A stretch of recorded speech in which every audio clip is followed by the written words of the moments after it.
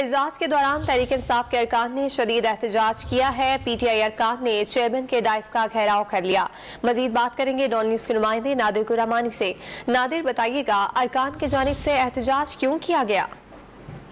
دیکھیں، تحریک انصاف کے سینیٹر اعظم فاطمی کے پروڈکشن آرڈر جاری نہ کرنے کے معاملے پر مسلسل تحریک انصاف کی جانب سے سینٹ میں احتجاج کیا جا رہا ہے، اور آج بھی جیسے ہی سینٹ کا اجلاس شروع ہوا تو تحریک انصاف کے تمام ارکان نے چیئرمین سینٹ کے ڈائس کا گھیراؤ کر لیا اور مسلسل نعرے بازی بھی کی۔ اور احتجاج کے دوران وزیر خزانہ اسحاق ڈار نے ایوان میں غیر ملکی سرمایہ کاری کے تحفظ اور فروغ کے بل میں ترمیم پیش کی، اور پی ٹی آئی کے ہنگامے کے دوران چیئرمین سینٹ نے وہ بل جو ہے ترمیمی بل منظور بھی کر لیا۔ اس کے ساتھ ساتھ آج سینٹ کے اجلاس میں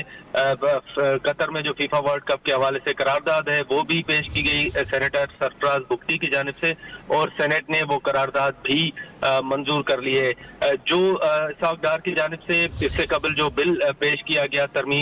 ترمیمی بل ایوان میں غیر ملکی سرمایہ کاری کے تحفظ اور فروغ